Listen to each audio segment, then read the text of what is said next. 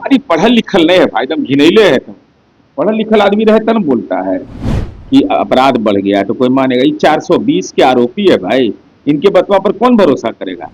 और अपराधी और गुंडा उसका फेफड़ा साफ होगा इस बार, फेफड़ा। बिहार में अपराध को लेकर लगातार विपक्ष के नेता सवाल उठ रहे हैं। अब बात दिल्ली तक पहुंची। दिल्ली से राहुल गांधी क्राइम कैपिटल की बात कर रहे हैं। नेता प्रतिपक्ष तेजस्वी यादव कह रहे हैं उनके आवास के घर के बाहर गोली चल जाती है। आखिर बिहार के प्रशासन के लोग क्या कर रहे हैं? बात करने के लिए हमारे साथ नीरज कुमार है। आखिर बिहार में चल क्या रहा है? केवल गोली? तेजस्वी यादव का सरकारी आवास रहते हैं उसमें, वो तो रहते हैं 10 नंबर में। 159 को सिपाही है लोग की सुरक्षा में, तेजस्वी यादव इनके परिवार का। ये तो बाले बच्चे सुरक्षा में ले, बिना सिपाही के तो नींदे नहीं आएगा इस सबको। 159 पुलिसकर्मी आज के डेट में माननीय लालू जी के परिवार के सुरक्षा में लगा हुआ है। उसको उसमें ही कटौती नहीं कर सकते हैं। संपत्ति लेने में कटौती नहीं, सुविधा लेने में कटौती नहीं। माने इनको सब सुविधा चाहिए। रात में फेसबुक लाइव भी करेंगे, न्योता भी पूरेंगे, कहेंगे कानून का राज तो कोरोना पकड़ लिया है। फालतू बात बोलते रहते हैं, केवल दुष्प्रचार करते हैं बिहार के बारे में बुरे। अब राहुल गांधी जी ज्ञान दे रहे हैं, बताइए राहुल जी, हम बोलना नहीं चाहते हैं, अपनी विपक्ष के नेता हैं, लीडर ऑफ अपोजिशन है, आपकी बातों को गंभीरता से देश की जनता सुनती है। अपने पापा के वक्तव्य को देखा है कभी आपने? आपके पापा स्वर्गीय राजीव गांधी जी जो आतंकवाद के खिलाफ शहीद हुए थे, बिंदेश्वरी दुबे जी राज्य के मुख्यमंत्री थे।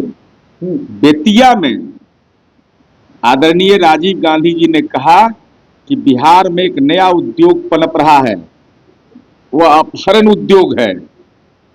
वही चंपारण का इलाका जो गांधी का चंपारण था, वह भांगड़ यादव का चंपारण हो गया था। बस सहित दिन दहाड़े अपहरण कर लिया था, बस सहित। और आपके सहयोगी लालू जी ने उसके भाई को टिकट दे दिया, विधानसभा पहुंच गया था। हम कोई टिप्पणी नहीं करना चाहते, राजनीतिक सवालों पर हम नहीं ले जाना चाहते, हम जानना चाहते हैं केवल इनसे कि राहुल गांधी जी क्राइम कैपिटल है बिहार। आपराधिक घटना हुई, हम नकार नहीं सकते हैं। हुआ है घटना, दुखद है, पीड़ाजनक है, मर्मांतक है, लेकिन कृपा करके बता दीजिए जब आपकी हुकूमत बिहार के अंदर थी, राष्ट्रीय जनता दल के साथ 118 नरसंहार हुए थे इस बिहार के अंदर में। बताइए एक नरसंहार में कौन व्यक्ति आज भी जेल के इलाकों में? एक नाम बता दीजिए। नरसंहार में जो मारा जाएगा, जो दोषी होगा तो आजीवन कारावास होगा। कितने लोग हैं जरा बताइए, और किस जेल में है जरा ये बताइए। नहीं, आप बताने की बात कर रहे हैं, पर बिहार में 24 घंटे बीतने को जा रहा है। अब मुख्यमंत्री नीतीश कुमार भी अधिकारियों के साथ बैठक किए, डीजीपी को तलब कर लिए, छापेमारी हुई, परिणाम क्या मिला? आज तक पुलिस परिणाम मिल जाएगा। जब परिणाम मिल जाएगा तो तेजस्वी यादव का बयान भी महत्वपूर्ण होगा। ये छुच्छे मुरई मत तोड़िए, ऐसा मत काम करिए। अगर अपराध हुआ है तो अपराधी के खिलाफ कार्रवाई हो तो बताइए।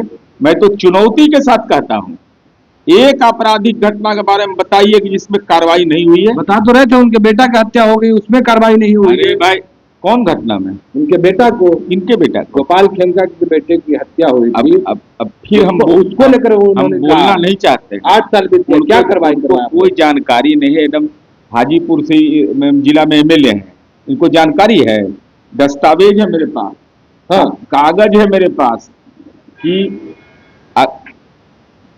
खेमका जी ने अपने पुत्र के जो उनकी हत्या हुई थी उसमें एफआईआर दर्ज किया था, और एफआईआर में अननोन एफआईआर था, अननोन नाम नहीं था। उनका ड्राइवर गाड़ी चला रहा था, बेचारे उनके बेटे की दुखद मौत हो गई थी, हत्या हो गई थी। हमारी पुलिस ने डिटेक्ट किया अपराधी को।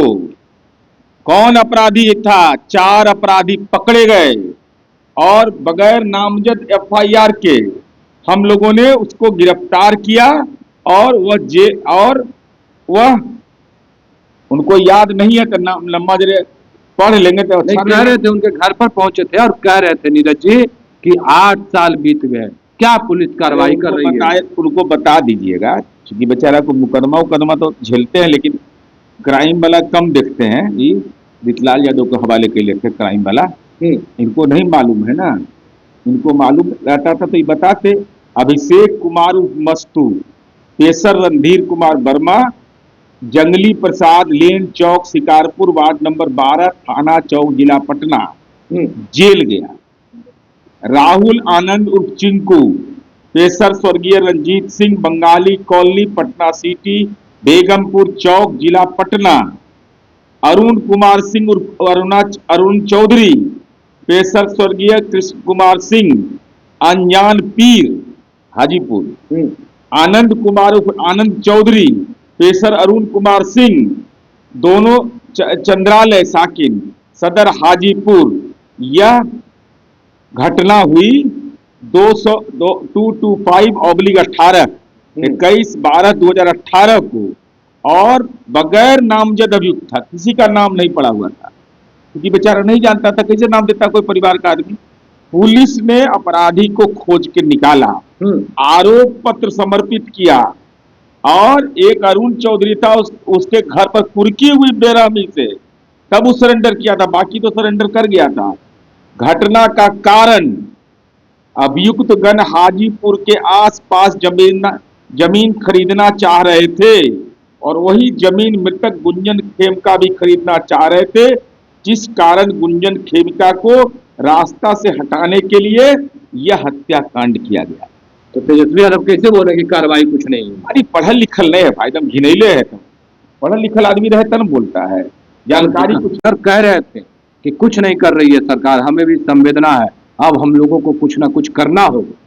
अरे भाई, आप लोकतंत्र में आपको अधिकार है, लेकिन जो कार्रवाई हुई वो बताइए। आपको जानकारी है नहीं, आप राघोपुर से जुड़े रहते नहीं, बहाजियापुर के बगल में राघोपुर है।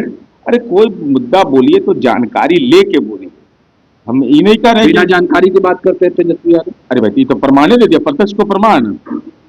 अगर बोला है कि खेमका जी के बेटे के मामले में कोई कार्रवाई नहीं है, तो यह सत्य है, फरेब है, झूठ है। तो आप लोग भी कुछ कार्रवाई कीजिएगा। तेजस्वी यादव सरकार पर आरोप लगा रहे हैं भाई, आप लोग ने कार्रवाई किया, फिर भी करें कार्रवाई नहीं। बताइए ना, कोई जेल से अपराधी कहे कि अपराध बढ़ गया तो कोई मानेगा? ये 420 के आरोपी है भाई, इनके बतवा पर कौन भरोसा करेगा?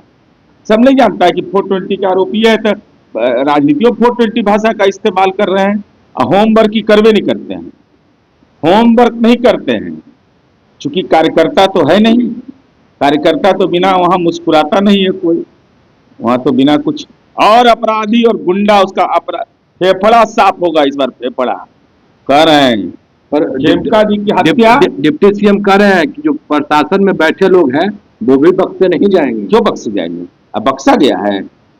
डीजीपी का हमने संपत्ति जब्त किया है, ये बिहार देखा है।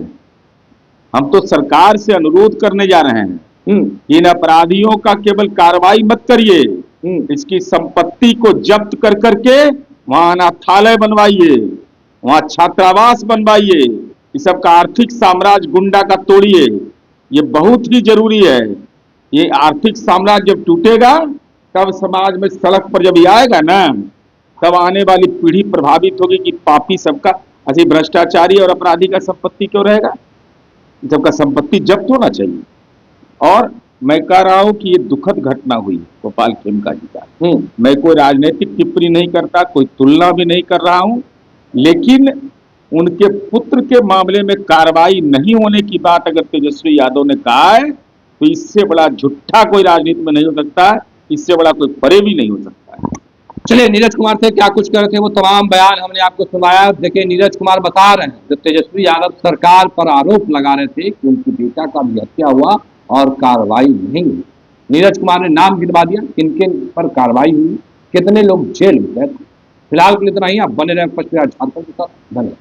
पनोरमा ग्रुप, जो सोचता है वो करता है, आपके अपने सपनों का आशियाना।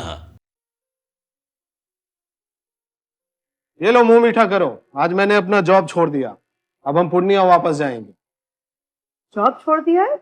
मतलब ये घर कैसे चलेगा? हम करेंगे क्या? और माँ बाबूजी क्या बोलेंगे? इसलिए मैं एक और मिठाई का डब्बा लाया। अपने बिजनेस के लिए लोन अप्रूव हो गया। अरे लोन अप्रूव हो गया वो तो ठीक है, लेकिन पूर्णिया में हम रहेंगे कहाँ? अपना घर भी तो नहीं है वहां। इसलिए तो एक और मिठाई का डब्बा अलग से लाया हूं।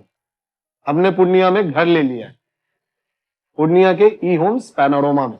पूर्णिया में पैनोरमा ग्रुप लेकर आए हैं ई होम्स पैनोरमा।